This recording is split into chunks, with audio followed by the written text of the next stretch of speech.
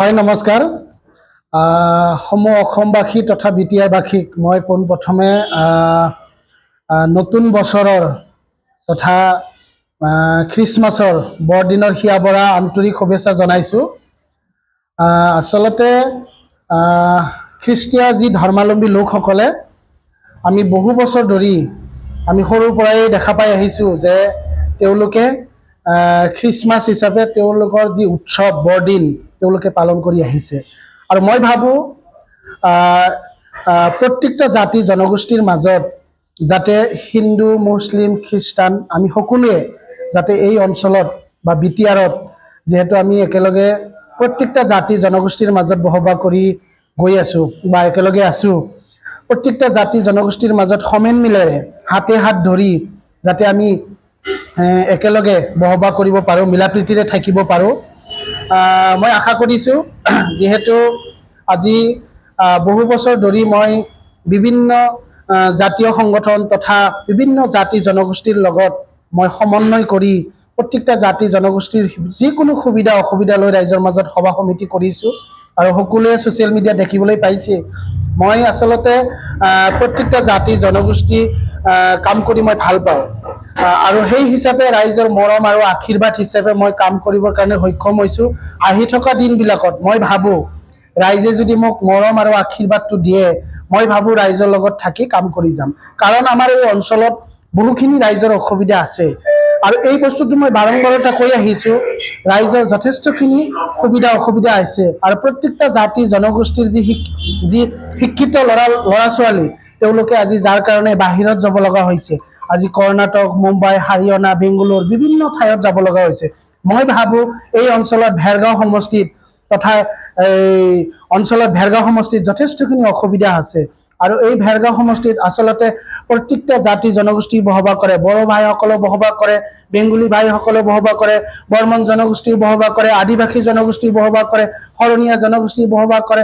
প্ৰত্যেকটা জাতি জনগোষ্ঠী যিসকল শিক্ষিত ল'ৰা ছোৱালীসকলে তেওঁলোকে যাতে কৰ্মসংস্থাপনটো পায়, মই ভাবোঁ আহি থকা দিনবিলাকত ৰাইজে সকলোৱে মোক নিজৰ সন্তান বা নিজৰ ল'ৰা হিচাপে মোক যদি মৰম আৰু আশীৰ্বাদ দিয়ে, মই ভাবোঁ ৰাইজৰ লগত থাকি প্ৰত্যেকটা জাতি জনগোষ্ঠীৰ লগত থাকি মই কাম কৰি যোৱাৰ কাৰণে মই মানে আশা কৰিছোঁ। আৰু সেই মৰমটো মোক ৰাইজে দিব লাগিব আৰু সেই আশীৰ্বাদটো মোক ৰাইজে দিব লাগিব।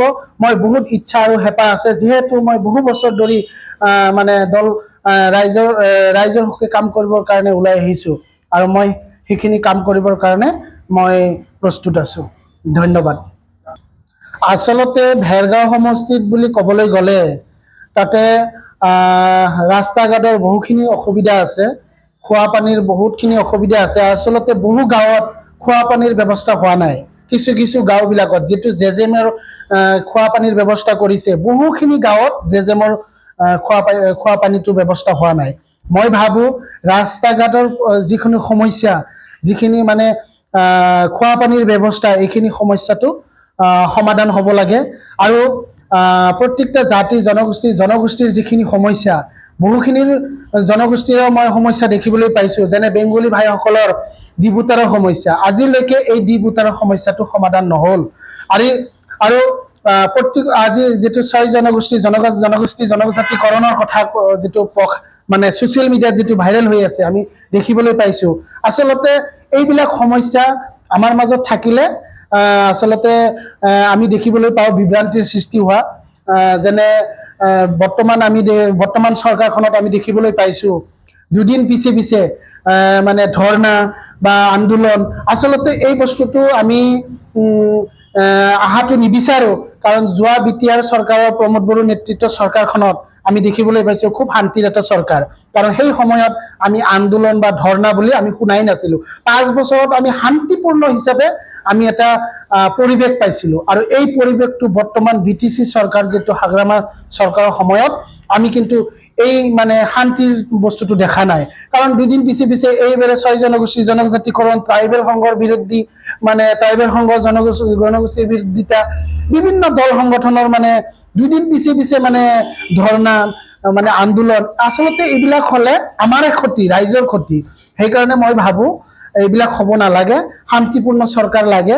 আৰু দুদিন পিছে যিটো আমি বোম বাৰছ বা কিছুদিন আগত যেটো আমাৰ বাক্সাত যেটো ঘটনাটো হৈ গ'ল আমাৰ জনপ্ৰিয় কণ্ঠশিল্পী যেটো জুবিন দা আচলতে আমাৰ মাজৰ পৰা যিহেতু বিদায় লৈছে আমি তেওঁৰ কাৰণে চিৰদিনৰ কাৰণে আমি তেখেতক স্মৰণ কৰিছো আচলতে আমাৰ মাজৰ পৰা যিহেতু তেওঁ হেৰাইছে এইটো দুৰ্ভাগ্য বুলি ক'ব লাগিব আচলতে আমি ভাবিছো আমি প্ৰত্যেকটা যিসকলৰ আমাৰ জুবিনদাৰ মানে অনুৰাগী আছো আমি আচলতে ন্যায় বিচাৰিছো কিন্তু আচলতে এতিয়ালৈকে কিয় চৰকাৰে ন্যায় দিব পৰা নাই এইটো ৰহস্যজনক কথা কিন্তু ন্যায়টো আচলতে দিব লাগে অতি শীঘ্ৰে আৰু যদি মই ভাবো যদি এইটো ন্যায়টো নিদিয়ে এইটোতো মই ভাবো ভয়ানক মানে হ'ব পাৰে এইটো এটা মই ধাৰণা কৰিছো কিন্তু আচলতে যেটো মানে ৰহস্যজনক যেটো ঘটনা এইটো ন্যায় দিব লাগে কাৰণ আমি জুনমণি ৰাভাৰো আমি ন্যায় দেখা পোৱা নাই হে আচলতে এইটো দুৰ্ভাগ্য বুলি ক'ব লাগিব খিনিকৈ ধন্যবাদ যিকোনো খবৰ আৰু বিজ্ঞাপনৰ বাবে যোগাযোগ কৰক 7896121996